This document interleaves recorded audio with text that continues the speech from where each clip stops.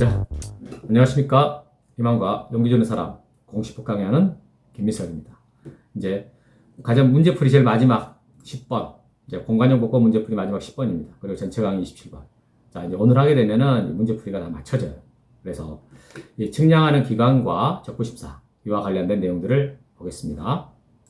자, 먼저 53번 문제인데, 공간정보의 구축 및 관리 등에 관한 법령상 다음 예시에 따른 경우에 측량기관 및 측량검사기관으로 옳은 곳 골라봐라 라고 했어요. 그럼 어떻게 조졌나 봤더니 기준점 설치가 필요 없다 했습니다. 그리고 의뢰인과 수행자가 서로 합의해서 측량기관과 검사기관을 40일로 정했습니다. 그럴 때 측량기관, 검사기관 며칠일까? 참 문제는 길게 썼는데 진짜 간단한 문제입니다. 이 합의해서 정하는 게 우선한데, 그때 합의 정할 때 전체 기간의 4분의 3은 측량기관, 4분의 1이 측량 검사 기간이잖아요. 그러니까 40에 4분의 3이니까 30일. 4분의 1, 10일. 이게 답이죠. 아주 간단합니다. 만약에 20일로 정했다라고 한다면, 그럼 측량 기간이 15일, 검사 기간이 4일, 5일 되는 거죠. 15일, 5일. 그러니까 이게 지금 두 번 시험에 나왔어요. 이것도 기출 문제니까. 이렇게 한번 이 40일로 한번 나온 적이 있었고, 20일로 한번 나온 적 있었다. 이렇게. 자, 그러면 이와 관련된 규정을 좀 봐볼게요. 규정을. 현재 우리 법에가 측량할 때 기간과 관련된 규정이 3개가 있습니다. 이렇게 3개 있는데, 자, 측량 기간은 5일로 하고 검사 기간은 4일로 합니다. 이렇게 됐잖아요. 이것은 여기까지 규정인데 측량의 종류나 지역과 관계없이 다 동일합니다. 그래서 이건 1번은 일반적인 세부 측량할 때 기간을 말해요. 세부 측량할 때. 그래서 뭐 등록전환 측량한다, 신규등록 측량한다, 분할 측량한다. 다 똑같다라는 거죠. 다만 이제 검사하지 않는 거 있잖아요. 경계보건 측량하고 현황 측량. 그거 할 때는 검사가 적용이 안 되는 거죠. 하여튼 세부 측량에 일반적으로 적용되는 규정이다. 그런데 2번. 지적 기준점을 설치하여 측량 또는 검사할 경우에 기준점이 15점일 경우, 15점 이하일 때는 4일을, 자, 15점을 초과할 때는 4일에다가 15점을 초과하는 4점마다 1일을 가산한다라고 했어요.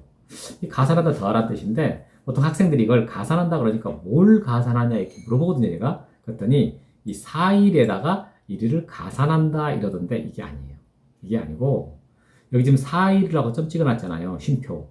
이 4일을 할 때 여기에 생략되어 있는 말이 가산하고예요. 가산하고. 그럼 더하라는 소리잖아요. 어디다가 더하냐? 1번에다가. 이 1번 규정에다가 가산하는 뜻입니다. 이게 무슨 말이냐면, 측량을 하려고 하는데 기준점이 없어서 만들어야 돼요. 그럼 만들 때 그거 2번이 추가가 된단 말이에요. 원래는 만약에 분할 측량 해달라 했으면 분할 측량만 했으면 1번만 적용이 돼요. 근데 분할 측량하려고 봤더니 기준점이 없어가지고 기준점을 만들어야 돼. 그러면 분할 측량한 거에다가 기준점 만드는 그 기간이 플러스가 될 거 아닙니까? 그래서 가산한다라는 거죠. 그럼 얼마만큼 기간이 가산이 되냐라고 할 때 기준점이 15점 이하이다 그러면 무조건 4일을 플러스하는 것이고, 15점을 초과했습니다. 그럼 그 4일에다가 15점을 초과하는 4점마다 하루씩을 플러스합니다. 이런 뜻이거든요, 이게. 그래서 2번 항상 하는 게 아니죠. 기준점 설치할 때만 하는 겁니다. 3번. 위의 규정에도 불구하고, 1번, 2번 규정이 있음에도 불구하고 의뢰인과 수행자가 서로 합의하여 따로 기간 정할 수 있는 경우에는 그 기간에 따릅니다. 즉, 합의가 이 규정보다 우선한다. 이런 말이죠. 그런데 그때 전체 기간의 4분의 3은 측량 기간이고 4분의 1은 측량 검사 기간을 한다. 그러니까 합의한 게 우선하긴 하지만 기준은 마련돼 있다. 이 말이죠. 그래서 방금 우리가 앞에서 봤던 그 문제는 지금 3번 규정을 적용하는 그 문제였던 겁니다. 그래서 이 규정을 반드시 알고 이와 관련돼 가지고 각각의 그 사례를 적용한 문제들이 우리 출제 예상 문제집 있지 않습니까? 거기에다 이게 각각에 대한 사례에 대한 문제들이 만들어져 있어요. 그래서 꼭 한번 직접적으로 문제를 문제집으로 보면서 풀어보는 것이 좋겠습니다. 자, 그러면 넘어가서 이제 54번 문제 적부심사 마지막 문제입니다.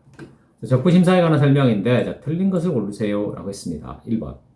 지적 측량 적부심사를 청구할 수 있는 자는 소유자, 이해관계인 또는 지적 측량 수행자이다. 누가 적부심사를 청구할 수 있냐라고 했을 때 이렇게 소유자나 이해관계인이 하는 건 당연한데 수행자도 한다. 이거 조금 어색할 수 있어요. 왜냐하면 지금 수행자가 측량한 성과가 적당한지 부당한지를 심사하는 거 아닙니까? 근데 여러분 수행자는 두 가지가 있다는 거 알죠? 지적 측량업을 등록한 자와 한국국토정보공사가 있어요. 그러면 이 공사가 측량한 성과를 업자가 다툴 수가 있는 거고요. 업자가 측량한 성과를 공사가 다툴 수 있거든요. 그러니까 이 수행자가 들어가 있는 거예요. 맞는 말이고. 2번. 적부심사 청구를 받은 시도지사는 30일 내에 다툼이 되는 측량의 경위 및 성과 등을 조사해서 지방지적위원회에 회부합니다. 맞습니다.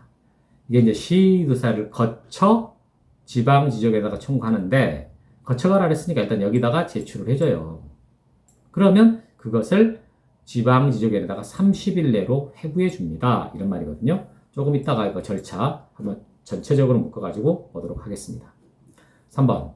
적부심사를 청구하려는 자는 지적 측량을 신청해서 심사한 후에 경위서에 청구서에다가 측량성과 경위성을 첨부해서 시도사를 거쳐 지방지적위원회에다가 제출을 해라. 이거 맞는 말이죠. 그래서 거쳐 간다라는 거. 거쳐. 참 이게 솔직히 무슨 의미가 있는지 잘 모르겠습니다. 그러니까 우리가 이제 법 규정이 이렇게 돼 있고 출제가 되니까 이제 이렇게 꼭 외우시라라고만 하긴 하는데 이거 거쳐가라 이게 좀 이게 좀 그렇죠. 이게 규정이 약간 애매해요. 근데 이제 규정은 이렇게 돼 있으니까 이대로 우리는 알고 있어야 되는 거죠. 다음에 4번으로 가보겠습니다. 적부심사 청구서를 회부받은 지방지적위원회는 부득이한 경우가 아닌 경우에 부득이하지 않으면 회부받은 날로부터 90일이 아니에요. 90일이 아니고 60일이에요. 60일. 60일 이내에 심의 의결해야 됩니다.